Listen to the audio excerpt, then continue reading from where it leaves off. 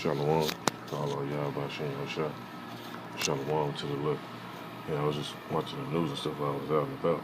And I was like, man, let me actually check this video out in full detail because I know I had some stuff in there that actually pertained to what's going on.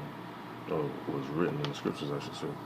So I'm going to let this play and I'm going to just pull some precepts to back up and filter through what it's bringing out. And through the spirit, man, the Russians are actually fun RT News. They got them Orthodox, so-called Christians and stuff over there that read them scriptures and actually have scholars and know about this information too, because it ain't a coincidence that the main stuff they post on the news be the stuff that's filtered through the scriptures too, man. But, you know, that's just my perspective on it. I could be wrong, but I know they definitely got them scholars over there though. Prevention in the Bob Mueller Russia probe. RT's Farron Franzak is covering the hearing, and Farron, things are kind of getting heated. Yeah, Manila, heated is kind of an understatement at this point when it comes to this hearing because it's still going on, and it was called by Democrats on the House Judiciary Committee initially to answer questions about the Justice Department sending federal officers to the city. Specifically, that unfolded into Democrats asking questions from Roger Stone, Michael Flynn, systemic racism, George Floyd, President Donald Trump's Twitter, even coronavirus. Now, you started with Democratic Chairman Jerry Nadler's opening statement that was a scathing review of Barr's time as Attorney General, and he had quite a lot to say about the man who was sworn in almost a year and a half ago. And Nadler called him a puppet to the president by sending in federal officers to cities like Portland to create havoc among protesters and to get Trump presidential campaign footage. Now, then you had Minority Chairman Jim Jordan. He fired back, saying that Barr was called before the committee for coming out saying that his department was investigating the former Obama administration for, quote, spying on the Trump campaign, then showed about a 3-minute video of cities across the country who have seen violent protests like Portland, Chicago, New York, Atlanta, and Seattle. Now, when it comes to answering questions, you had both sides equally guilty for being partisan, Manila. You had Republicans throwing softball questions to Barr like, what happens if protesters try to burn down a federal courthouse? To lead Barr answering that when it comes to a federal property, the DOJ has the right to send in reinforcements to protect it. But then you had Democrats taking up, some of them 5 minutes to give a speech or asking Barr questions and then cutting him off, many of them repeating that phrase, I'm reclaiming my time. We heard a lot of that. Besides matters of the DOJ, though, sending in federal officers, another bone of contention was the case of Roger Stone, who was charged and sentenced to 7 years in prison for lying to Congress about his alleged connections to WikiLeaks and the 2016 Hillary Clinton email drop. Now, Barr was skewered by Democrats for, quote, letting Roger Stone go, to which Barr said the Stone case was prosecuted under him, and he felt he was guilty. Listen here. Supposedly punishing the president's enemies and helping his friends. What enemies have I indicted? Who could you point to one indictment that has been under the department that you feel is unmerited, that you feel violates the rule of law? One indictment. Now, you say I helped the president's friends. The cases that are cited, the Stone case and the Flynn case, both cases where I determined that some intervention was necessary to rectify the rule of law, to make sure people are treated the same. Now, Barr went on to say that while he agreed with Stone's sentence, he didn't see fit for a 60-year-old man to go to prison for 7 years. Now, another repeated question by members of the committee who are also members of the Black Caucus was if Barr believes police officers should have qualified immunity, to which he says no, police officers should be held accountable. Reporting in the newsroom, Farron Franzak, RT. And officials from the United States and Australia are holding an annual summit today where the conversation is expected to include plans for future exercises in the South China Sea. Today's summit is taking place at the White House amid increasing tensions with Beijing. But will the two allies be able to get on the same page? RT's Rachel Blevins is joining us now to discuss the latest developments there. So, Rachel, what did we hear so far from the U.S. side during these talks? Well, we've heard Secretary of State Mike Pompeo really trying to ramp up this campaign to get all U.S. allies to put pressure on China. And today we had these talks with Australia, and following that meeting, Defense Secretary Mark Esper said that one of the places they're specifically targeting is the South China Sea. Take a listen to what he said. These exercises not only bolster interoperability, but also send a clear signal to Beijing that we will fly we will sell and we will operate wherever international law allows and defend the rights of our allies and partners to do the same. Amid these challenging and uncertain times, the U.S.-Australia alliance remains a powerful force for stability and prosperity. Hey, and that's Esau for you, this proud ass shit. Talking about they can fly and they're gonna sell and operate wherever they want to operate in, man. That's why they're doing all this extra stuff. Ultimately, the Most High put the spirit on them to do it. But they damn sure some proud ass fucking devils.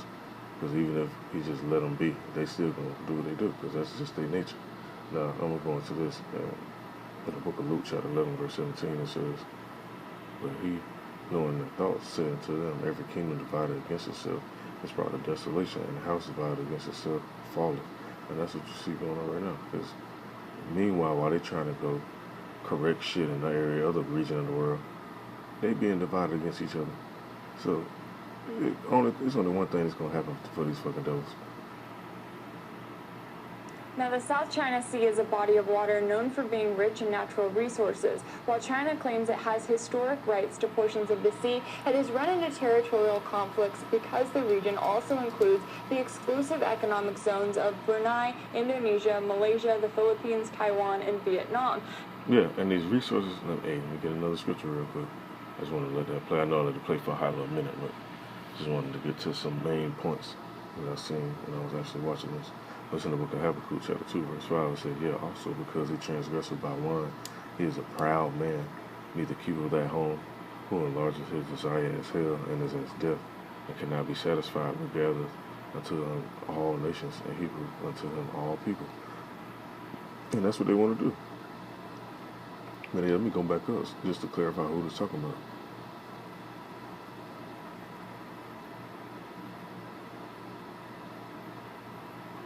Let's start at verse 2. This in Habakkuk chapter 2, verse 2. It says, "And Yahweh answered me and said, Write the vision and make it plain upon tables, that he may run and read it."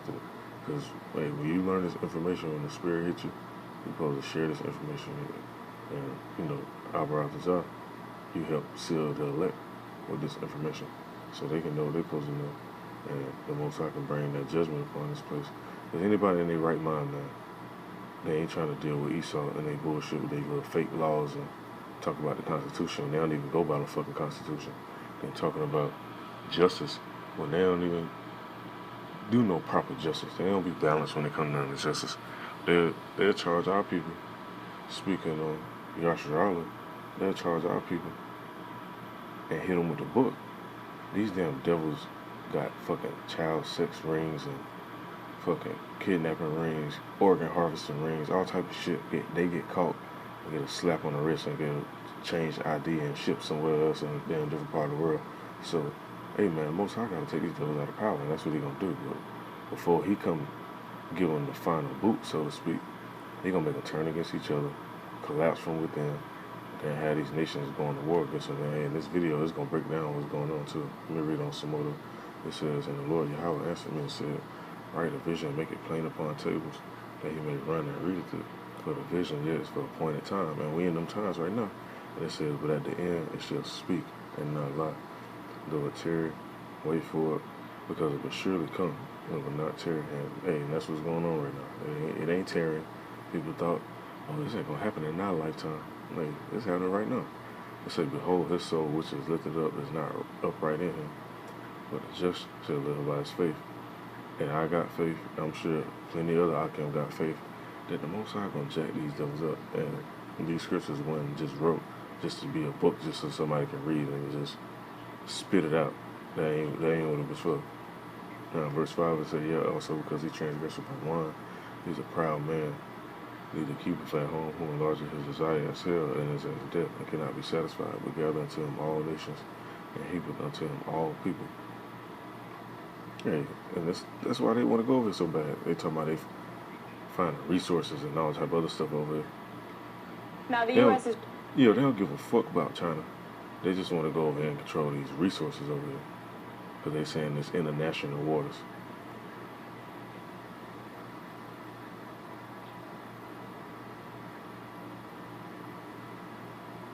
really inserted itself into all of these conflicts, and it is now calling for an increase in joint military exercises with Australia in that region, which would of course put them in direct conflict with China. And now, speaking of that region, that is where Australia is.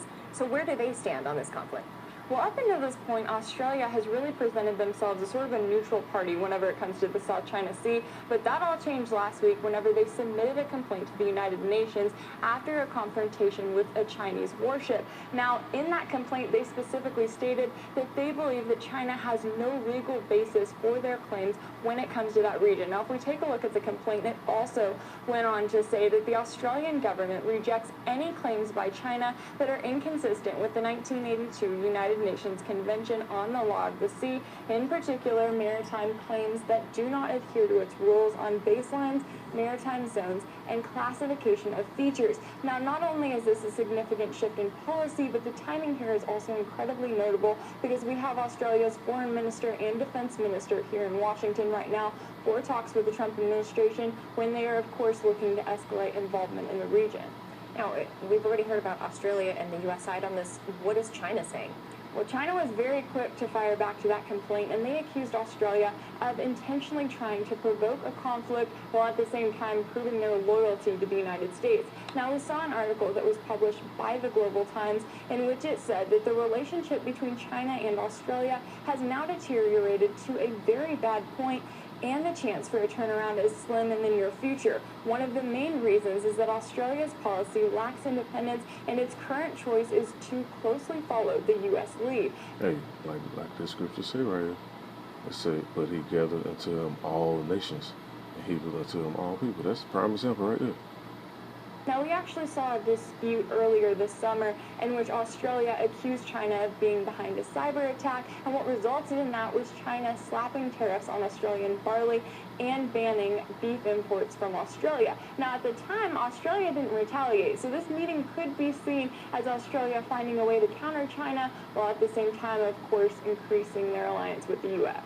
Yeah, absolutely. Got to be friends with the U.S. if you want to stand a chance against China, I guess. Rich? Hey, you see, that's the pride of Esau. They think they can just run around and palm everybody up and do all this. No, these other countries, they got that stuff now. Like the scripture says, like the weak say I'm strong. And they beat they plowshares and pruning hooks, it's actual weapons now. There ain't no damn, just no agricultural, I was about to say companies, but countries no more. They ain't just shipping goods and doing all type of stuff. Hey, these motherfuckers getting more weaponized just so they can go up against Esau.